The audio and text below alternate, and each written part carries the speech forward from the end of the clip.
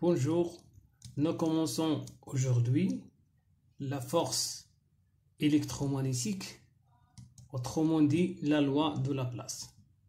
Ce chapitre est consacré aux élèves de première année baccalauréat. Les objectifs de ce cours est connaître et appliquer la loi de Laplace, déterminer les caractéristiques de la force de Laplace, expliquer le principe de fonctionnement d'un moteur à courant continu de haut-parleur électrodynamique. Le moteur à courant continu est une application directe de la force de Laplace. Elle transforme de l'énergie électrique en énergie mécanique pour mettre en mouvement un corps. D'une façon générale, lorsque alimenter un moteur à courant continu avec un générateur, le moteur à courant continu transforme l'énergie électrique reçue en énergie de rotation, autrement dit énergie mécanique. Qu'est-ce que la force de Laplace? Quand et ce qu'elle apparaît? Quelle est son expression mathématique? Y a-t-il d'autres appareils dont le fonctionnement se base sur cette force? Pour mettre en évidence la force de Laplace, on réalise l'expérience suivante. Le schéma de montage constitué d'un générateur, d'un rhéostat, d'un interrupteur, deux rails parallèles, un barreau AB, un aimant en I, un ampèremètre. L'ampèremètre permettant de contrôler le passage de courant électrique. Le champ à l'intérieur de l'aimant en I est un champ magnétique uniforme. Autrement dit, garde la même valeur, même direction et même sens.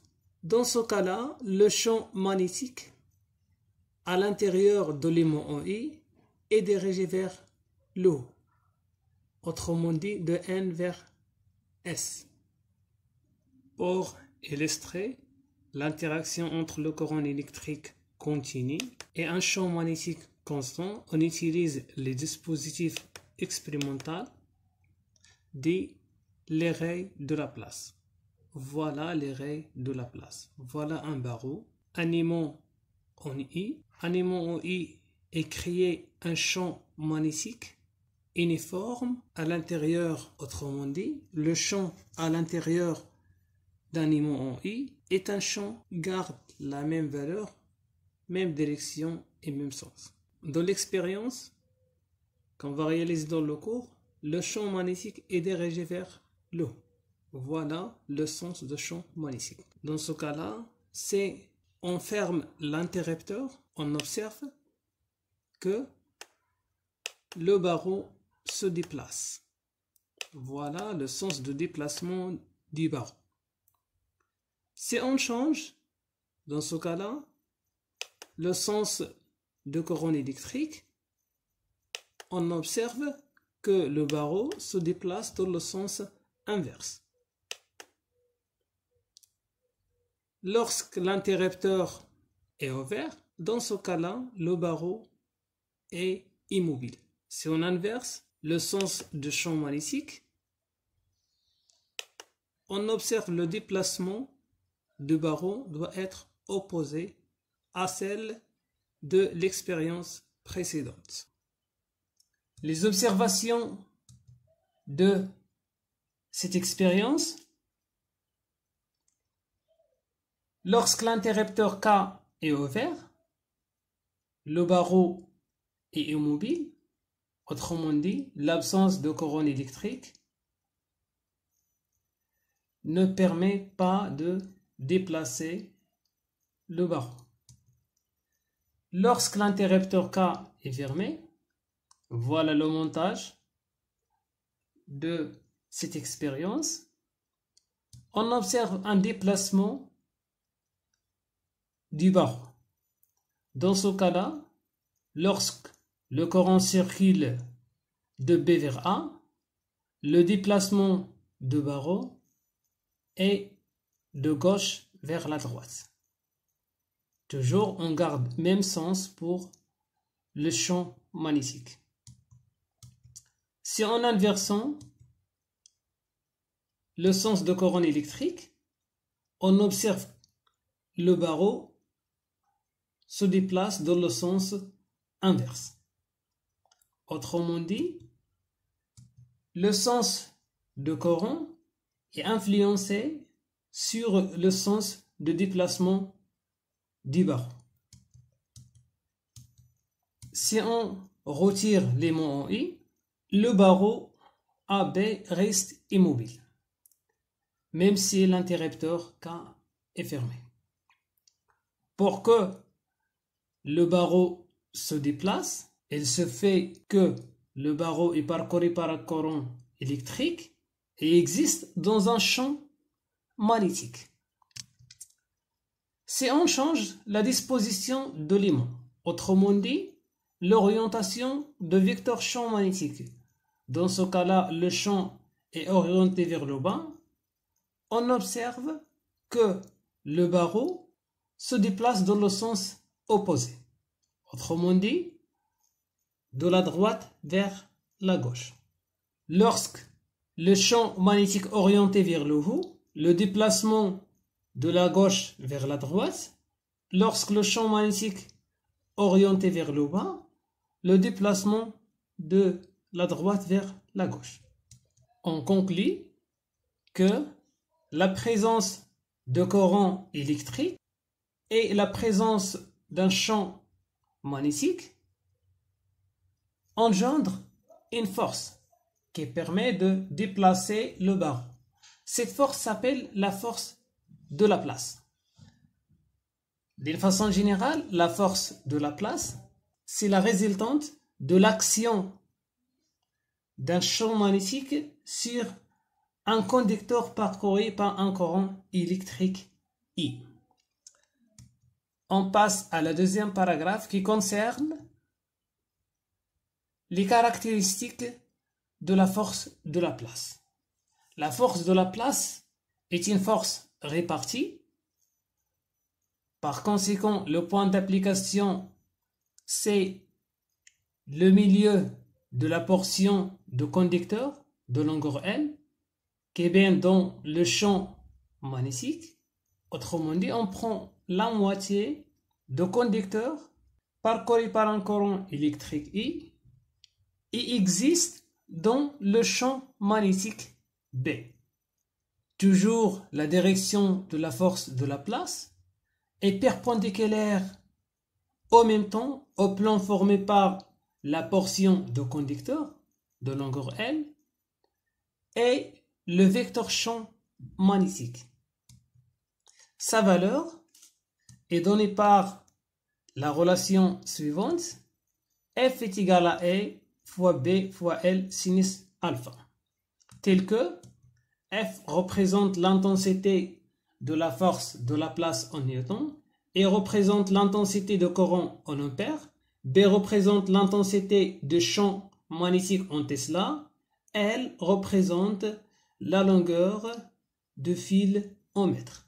Autrement dit, la longueur de la portion de conducteur qui existe dans le champ magnétique.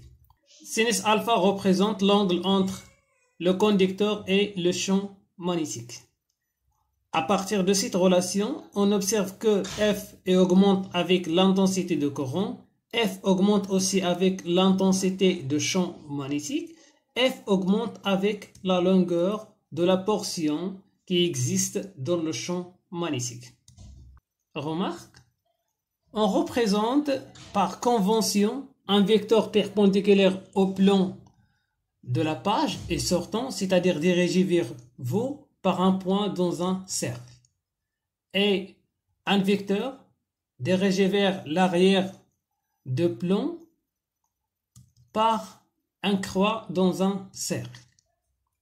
On passe à la quatrième caractéristique.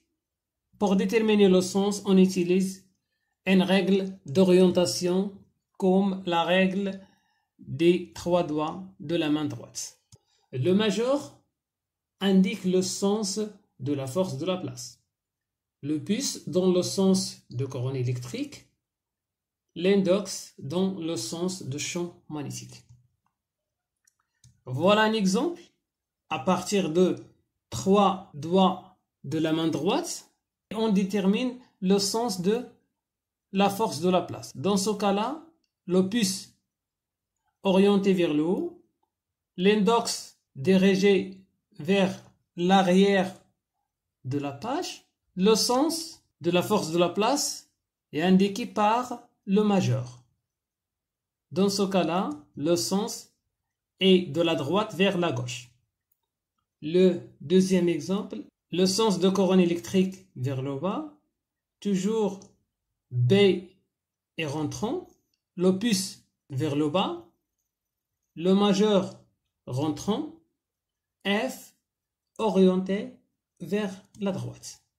Dans le troisième exemple, voici ici le champ magnétique est sortant, c'est-à-dire dirigé vers vous, l'intensité de courant vers le haut, le majeur dans ce cas-là est dirigé vers la droite.